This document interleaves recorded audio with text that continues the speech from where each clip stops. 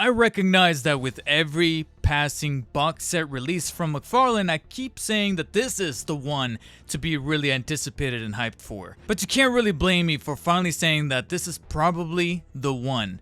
This is probably the most special for so many collectors, so many McFarlane toy collectors, and so many fans of the Caped Crusader, as McFarlane has decided to release the ultimate movie collection of Batman figures.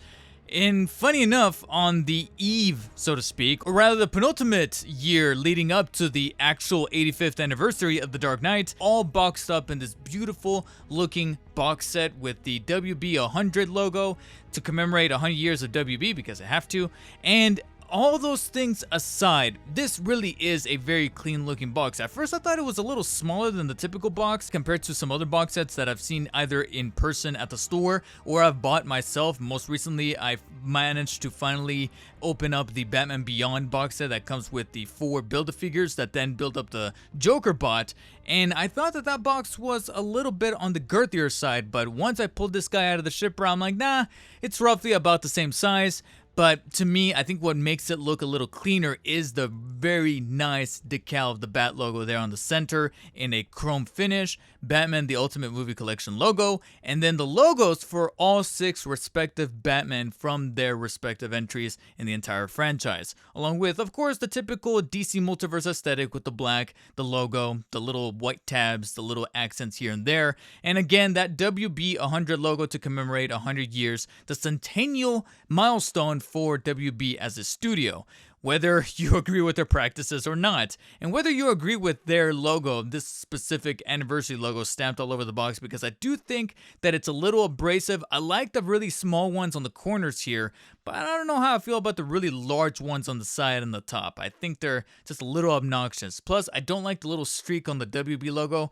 Keep thinking that that's a misprint, but it turns out that that's just how the logo looks. But I'm quick to forgive that with the back art that I think is very symbolic and beautiful in more ways than one. Not only do you get nice portraits of all 6 Batman here on the back, but you also get this beautifully painted portrait of Gotham City, the skyline at night, with of course the Bat logo lighting up the sky in the clouds, and just the way that it's able to bring everything together. I like that they went with a very simplistic art. Instead of like mashing up all the Batman together in one very busy, very cluttered art piece here on the back, they decided to go for something that's just able to encompass what all 6 Batman represented. Whether you like them or not in varying degrees, this is ultimately their setting. This is where they're at home, in Gotham City with the bat signal up in the sky. And I think that that's a right direction to go with as far as the back art is concerned. But that's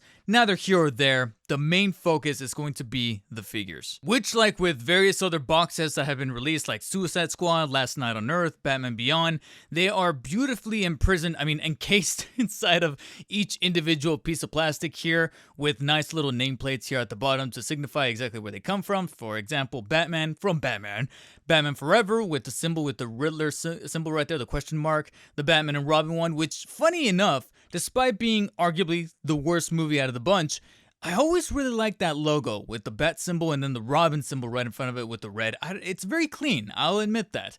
Then we got, of course, Bale, The Dark Knight, Batman, Robert Pattinson, and then Batman from Justice League, portrayed by Ben Affleck, allegedly, because we'll get into that more during the comparisons, with the bottom half of the right panel being taken up by the bat signal as well as the cards. And overall, the presentation value is, of course, there, but the only thing that really disappointed me when pulling this out was my little glimmer of hope being shattered that they were going to do away with the plastic ties. You still have to cut through those obnoxious ties for all 6 figures.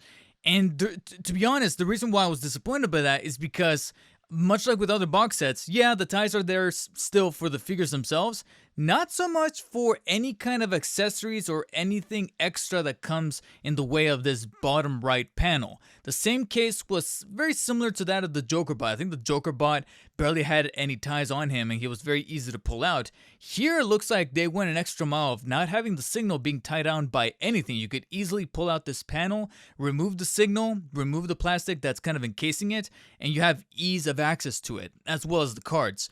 the figures themselves still have to be cut out from those little ties. And it's rather obnoxious because once you do that, very difficult to put back in. Yeah, you could fit the figures back in, but you want it to look in the mintiest of conditions, that's really not going to be the case anymore. But for the sake of the review, we have to do the inevitable and break them out. All right, here we got the 4 previously released Batman, but in the counterparts that were included inside of the 6-pack, the Ultimate Movie 6-pack, part of the entire ensemble. And I feel like it's pretty necessary to compare exactly what it is that you're getting and why it is that maybe there's some compromises made that could affect your decision as to whether or not you should pick this up, especially if you're going to be getting it aftermarket with how many scalpers there are out there, raising the prices, etc., etc. And I'm going to start with the 89 Keaton. I know I just said that I wasn't going to do chronological order, but the only reason for why this actually works in this specific comparison is because not only was he the most recent one that I covered as far as my most recent reviews, especially with that 89 2-pack that came with the Batmobile inside the Amazon exclusive, but also because I feel like it's with this guy that we got the least amount of changes actually happening, at least from my subjective point of view. I feel like overall, you're essentially getting the same figure, and the cloth cape doesn't really do too much in differentiating the two.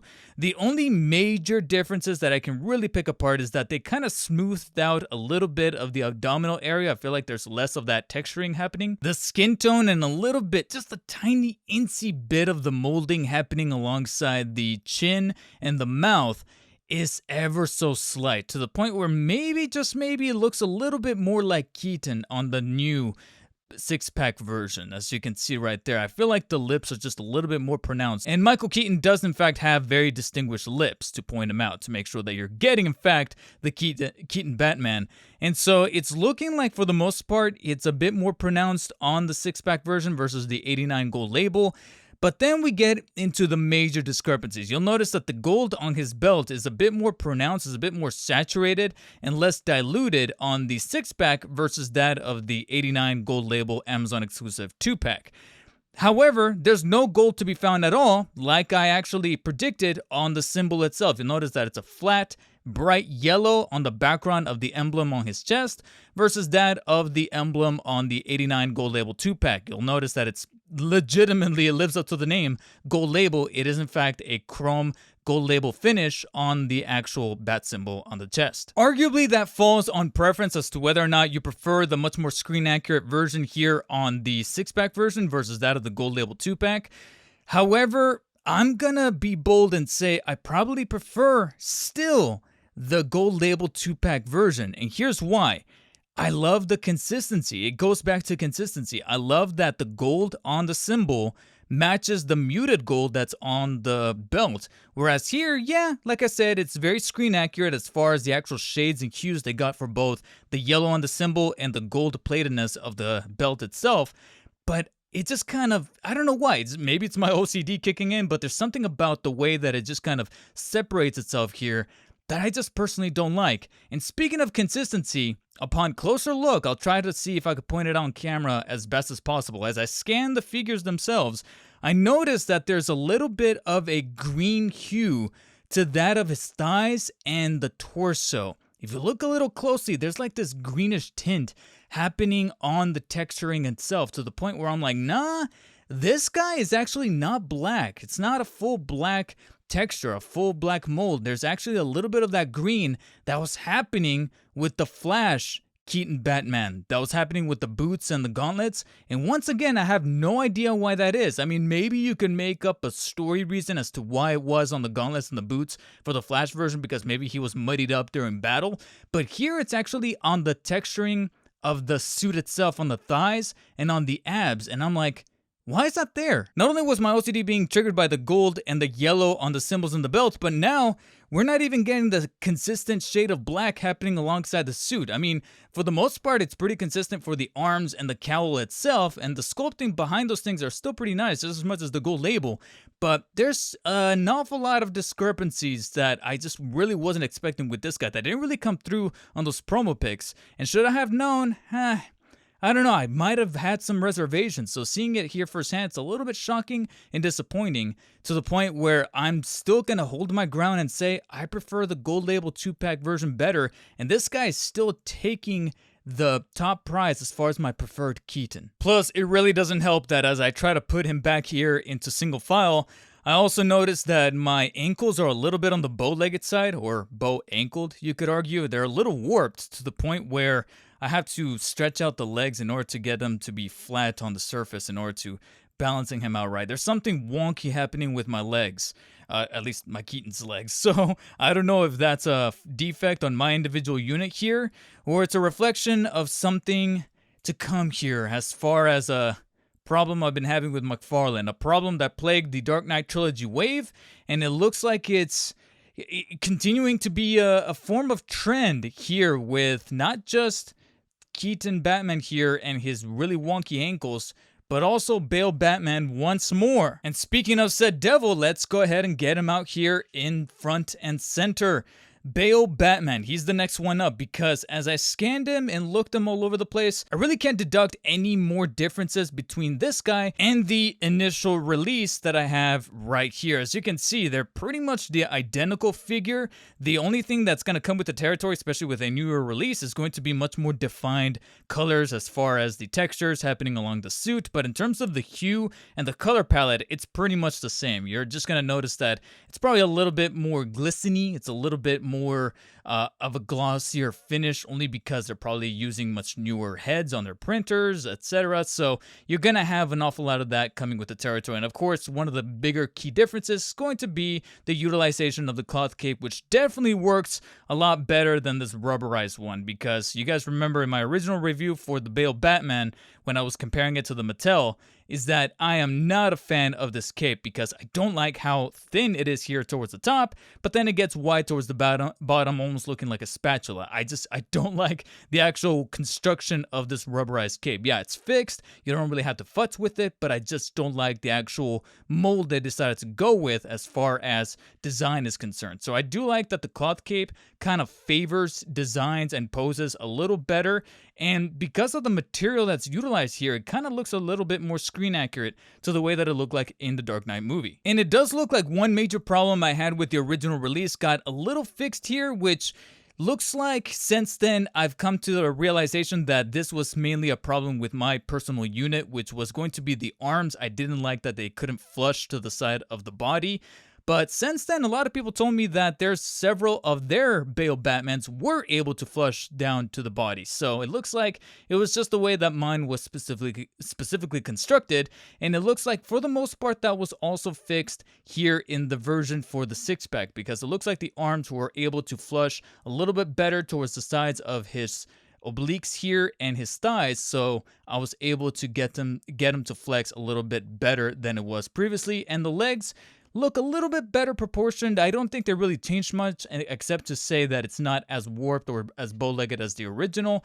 And as I kind of scanned the figure itself, I noticed that they did touch up just one little paint application, and that is the little bit of chrome paint here on the knuckles of each hand, which are now both fisted instead of having one fist and one holding hand, because technically none of the Batman in the 6-pack come with any accessories, so there was no use for it. And I appreciate the symmetry. I just don't think that it's 100% screen accurate, because I do believe that they were just all black in the original movie. So to see it be chrome painted here, yeah, it gives a little bit of presentation to the figure itself, but it doesn't really do anything for screen accuracy. Everything else though, head sculpt, the proportions, the look overall is about the same. It just looks like I am meant to not have the greatest of luck, or I'm probably somehow cursed with Bale Batman here in McFarlane toy form, because even though he comes with the cloth cape, even though he comes with the straighter arms and better joints, there's still going to be a major problem with my Bale Batmans. I'll give you 5 seconds to notice exactly what the problem is here. Some of you may have already pointed it out, but I'll give you another 5 seconds to deduce.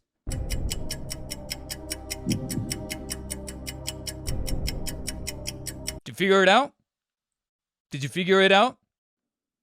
I mean, you know, it might take you a little while to strap your head in and really find it out. And once you figure it out, you better buckle yourself in, because it is ridiculous. It's the belt! The belt is upside down. I'm sorry. How can this possibly happen again? Bale Batman gets screwed over once again. I'm not meant to have a good Bale Batman. I'm starting to accept it now. And it's a good thing that, I'm sorry, I'm about to sound like a spoiled brat here, but I technically have a second unit on the way that keeps getting delayed by Amazon, and I had a thought to cancel it since I got an early unit here from Big Bad Toy Store. But it looks like I might just keep it to see if I can get an actually correct Bale, because look at this. The belt is upside down. It was glued on and put together upside down. McFarlane, again, take your time with your figures. I don't know if you just simply took existing stock of the Bales that you guys rushed out earlier in the summer, put a cloth cape, and called it a day. I really hope that wasn't the case, because here we have yet more evidence that Bale Batman, along with the entirety of the Dark Knight Trilogy wave, is probably the biggest casualty of 2023 thus far. And it's definitely, so far, the lowest ranked out of all the Batman here inside of the six-pack. Oh, boy. Okay, alright. So we're not necessarily doing pretty well with the first half of these 4 that I'm covering as far as comparisons with those originals. Let's see if maybe we can turn the tide with what was originally one of my favorite McFarlane figures by standard singular releases, which was the Affleck Batman. A specific version of the character that has since been a little controversial since some licensing issues has caused McFarlane, as well as other toy manufacturers like Hot Toys, etc., to kind of create some loopholes, and it looks like I can already tell that they needed to do it once more here with the re-release of the Justice League Batfleck here in the six-pack. And to show off exactly what I'm talking about, here I have the original, which you can see that as far as the costume is concerned, it's pretty much identical. The only real difference, similar to that of Batfleck, is that with the newer iteration, you're probably going to have stronger printers, stronger materials, and therefore the colors are a little sharper, a little bit more defined. They're not as blended in as the original, and again, it falls on preference as to which one you prefer. I would say I prefer the original because I do like how the different styles of gray, chrome, and the blacks are kind of blending with each other and complementing each other a little bit better than that of this release right here. But again, it's much more subjective at that point. It really depends on where you stand with that. Maybe you can interpret it as this since this one is muted, you can say that this is the Zack Snyder version, this is the Joss Whedon version, so, you know, it really depends on you. But overall, the construction of the suit, the way it's all put together, it's pretty much identical. Yes, you are going to have the cloth cape. Ironically, out of the entire set, I would say that this is probably the one that has a bit of a downgrade when it comes to it having a cloth cape versus the original rubberized cape, because you guys remember in my initial review, I really liked the actual texturing and construction they made for this cape, because it actually looks legitimately like a form of leathery cape, and the construction, the way it complements the figure, in my opinion, kind of favors this version of Batfleck a whole lot better than just having a cloth cape. And the way it's able to wrap itself around the shoulders here just looks much more cinematically accurate than how it looks like here. Here, if anything, it looks more like the Flash Batfleck than anything else. And speaking of Flash Batfleck, that head sculpt. Overall, the construction is still pretty solid. You can see right there that the cowl itself is pretty much identical to that of the original, save for the tactical glasses. But if you look a little careful, you'll notice that they did something, maybe I'm just being paranoid, but I feel like they did something to the chin and to that mouth plate that does look a little less Affleck and a little bit more something Citrone. I can't remember his full name, but he is pretty much the stunt double that had his likeness be used for the new Batfleck figures in The Flash, including that Hot Toys figure. That's why it doesn't look like him, because there were some licensing issues that they couldn't reinstate with Ben Affleck, and therefore, any figures moving forward with this version of the character from Zack Snyder's universe, any new molds, new sculpts, new releases, they're going to have to use that release. And like I said, I could be wrong, I'm open to being wrong, but is it just me, or does it look like they did tweak the faceplate, the mouth plate, to look more like that stunt double in this version, in the six-pack version, versus that of the singular Justice League 2021 release? Let me know in the comments if I'm probably just thinking of things inside of my head, or if that really ends up being the case. Because the more I look at them next to each other, especially with the way that they squinted his eyes, much more small than the original, it leads me to believe that that is in fact the case. Especially since, even though I technically don't own it, but there is a variant out there of this guy without the glasses or the glasses pulled up. And those eyes had that much more somber look that Affleck had on his eyes versus that of this guy. This guy has, like I said, much more squinted eyes. The face, the lips look like they're a little bit more drawn out versus the small lips that Ben Affleck has, but the bigger butt chin, whereas this guy has a bit of a reduced chin, slightly, just ever so slightly. It's very subtle, but enough differences were happening here that I do feel like they had to overhaul the cowl itself to, again, be able to dance around those licensing issues. But thankfully, despite that, and like I said, my preference of the cape on the original versus the cloth one on this one, because of the way that it's stitched here towards the top, bottom part of the cowl, I feel like overall, the work that's done on the suit itself and the way it complements the articulation is still pretty good. So this one ends up being more subjective. I prefer the original, but the new one included in the six-pack is still pretty decent too. Okay, that leaves us with one last Batman to compare.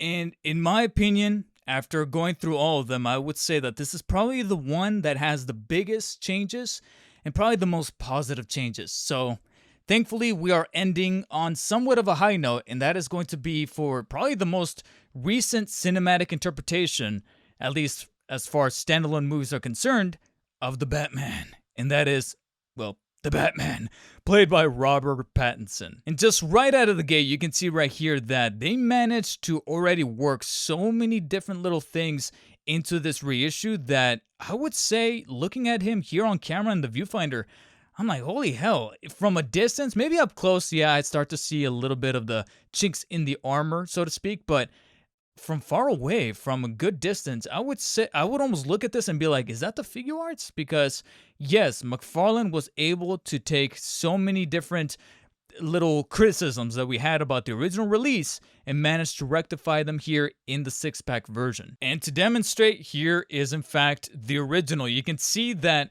the suit is complemented oh so much better by the cloth cape. The cloth cape definitely increased the quality of the suit overall, because it's not just the fact that they just slapped on a cloth cape and called it a day. The way that it's able to actually wrap itself around the shoulders, much better than what a lot of people like to call the trash bag on the original, is much better suited than that original figure ever really did. The way that it's able to pronounce the shoulders a little bit better, make them look a little bit more imposing, a little bit more intimidating, but also kind of showcase the collar underneath and make him look more like he did in the movie, it just goes so above and beyond to make it a much more exemplary figure, a much more exemplary McFarlane than the original release in early 2022.